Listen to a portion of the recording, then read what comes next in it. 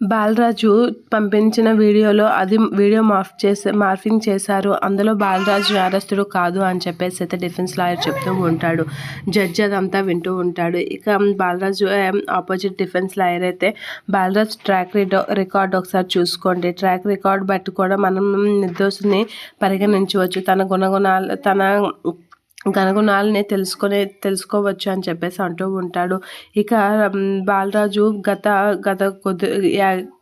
కొద్ది రోజులుగా తను రౌడీ షీటర్, కిడ్నాప్లు చాలా కేసులు అతనిపై ఫైల్ అయి ఉన్నాయి. దాన్ని బట్టినే చూస్తూ తను ఈ నేరం చేశాడని నిర్ధారణ అవుతుంది అని చెప్పేసి అంటూ ఉంటాడు. ఆ మాటలకి అందరూ షాక్ అవుతూ ఉంటారు. చిన్ని, ఉషా వీళ్ళందరూ షాక్ అవుతూ ఉంటారు.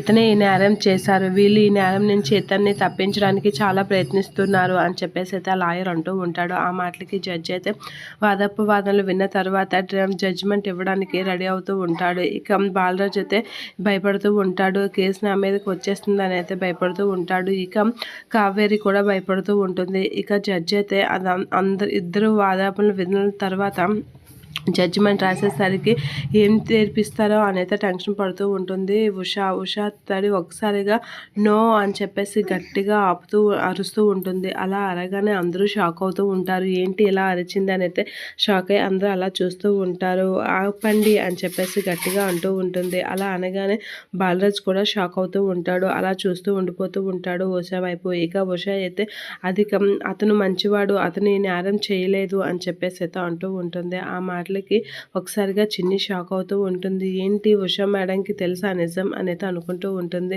మీరు ఏదైనా చెప్పాలనుకుంటే ఫోన్లో వచ్చి చెప్పండి అని అనేసరికి ఉషా వచ్చి నా పేరు ఉషా, నేను పీటీ టీచర్గా పనిచేస్తున్నాను, ఈయన చాలా మంచివాడు అని అనేసరికి అది మీరు ఎలా చెప్పగలరు అనేది అడుగుతూ ఉంటాడు.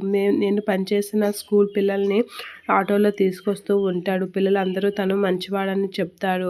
ఆ విధంగా ఒక టీచర్గా కూడా నేను అది గమనించాను అనేది చెప్తూ ఉంటుంది. అలా చెప్పగానే బాలరాజు అయితే అలా చూస్తూ ఉంటాడు. ఇక డిఫెన్స్ లాయర్ అయితే మీరు మంచివాడని ఇప్పుడు సర్టిఫికేట్ ఇస్తే మాత్రం అతను మంచివాడు అయిపోడు, అతను పెద్ద రౌడీ షీటర్. ఇప్పుడు రౌడీ షీటర్గా మానేసినంత మాత్రాన ముందు చేసినవన్నీ తప్పుల్ని ఒప్పులు చేయలేరు కదా అనేది అంటూ ఉంటాడు. ఆ మాటలకి ఉషా ఏం మాట్లాడకుండా అలా చూస్తూ ఉంటుంది. బాలరాజు కూడా ఉషా వైపు అలా చూస్తూ ఉంటాడు. చెడ్డవాడైనా మంచివాడిగా మారొచ్చు కదా, అయినా అతనే హత్య చేశాడని మీరు ఎలా నిర్ధారణ చేస్తారు, ఆ వీడియో రాంగ్ అని చెప్తున్నారు కదా అనేది అంటూ ఉంటుంది. అలా అంటూ వాదిస్తూ ఉంటుంది ఉషా.